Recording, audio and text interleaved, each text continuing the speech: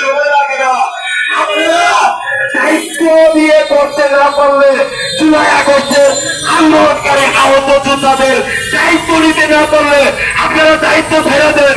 আমি কথা দিচ্ছি 7 দিনের ভিতরে সমাজ খবর প্রকাশ করতে পারছেন, অথচ আমাদের কোনো নিরাপত্তা নাই। আমরা নিরাপত্তাহীনতায় ভুগছি। অন্তর্বর্তীকালীন সরকারকে আমি জুলাই যোদ্ধা হিসেবে আমার নাম কামরুল হাসান, আমি আমার স্বচ্ছতা আজকে এই ইউটিউব চ্যানেলের সকল সদস্যদেরকে প্রাণ থেকে জানাই সালাম। আপনারা আমাদের জুলাই যোদ্ধা ভাইদের পাশে দাঁড়িয়েছেন। আমরা আগস্টের 5 তারিখের আগেও দেখেছি বড় বড় গণমাধ্যম গুলো আগস্টের 5 তারিখের আগে খবর তৈরি করবো না করবো তারা বিদায় দ্বন্দ্বতায় ভুগছিলেন। এমনকি অসংখ্য গণমাধ্যম তারা খবর প্রচার করেন নাই, কোন ছবি তুলেন নাই, কোন ভিডিও করেন নাই, সেগুলো আমাদের প্রকাশে আমাদের সামনে পড়েছিল।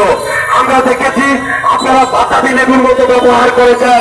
আমি ইউটিউবার সকল সংবাদ কর্মীদেরকে প্রাণ করে সালাম দিচ্ছি। আপনারা আমাদের আহত যোদ্ধা ভাইদের পাশে দাঁড়িয়েছেন। আমি আপনাদের মাধ্যমে সংক্ষিপ্ত আকারে অন্তর্বর্তীকালীন সরকারকে বলতে চাই, আমি কামরুল হাসান, আমার বাড়ি সাভার বিরুলিয়া উচ্চ বিদ্যালয়ে আমি পড়াশোনা করছি। আমার জীবনে আমার এলাকায় কোনোদিন আমি কারোর সাথে খারাপ আচরণ খারাপ ব্যবহার করি নাই। বিরুলিয়া স্কুলের টিচারদের কাছ থেকে আপনারা খবর নেবেন, বিরুলিয়া মসজিদের ইমামদের কাছ থেকে খবর নেবেন।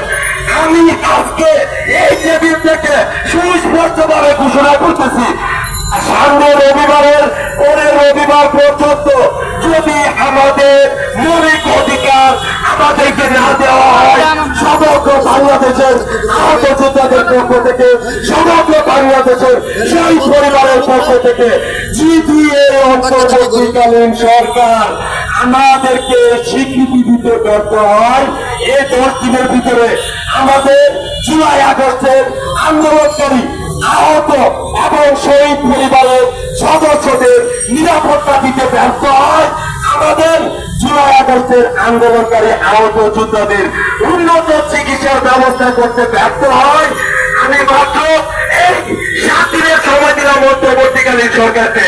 আমি মুখে যা বলি তা করি। আপনারা দেখেছেন আমি জুলাই আগস্টের আন্দোলনকারী আহত যোদ্ধাদের স্বীকৃতির দাবিতে গলায় ফাঁসি আগে দিয়েছিলাম। আমি আপনাদের কাছ থেকে এইখান থেকে বলছি, আগামী রবিবার, এই রবিবারের পরে রবিবার যদি এগুলো এই অন্তর্বর্তীকালীন সরকার আহত যোদ্ধাদের পাশে না দাঁড়া, আহত যোদ্ধারা জায়গায় জায়গায় মারি খাচ্ছে, আমরা এই প্রেস ক্লাব এর সামনে থেকে আমি আমার দৃষ্টি ঘোষণা করলাম আগামী রবিবারে। এই রবিবারের পরে রবিবারে যদি আহত ও শহীদ পরিবার আন্দোলনকারীদের স্বীকৃতি না দেওয়া হয়, সামনে রবিবারের পরের রবিবারে আমি আত্মহত্যা করবো। অন্যথায় এই অন্তর্বর্তীকালীন সরকার দায়িত্ব ফেরাবো। 7 দিনের ভিতরে সমগ্র বাংলাদেশের আন্দোলনকারী আহত যোদ্ধাদের শহীদ পরিবারের রাষ্ট্রীয় স্বীকৃতির ব্যবস্থা করবো।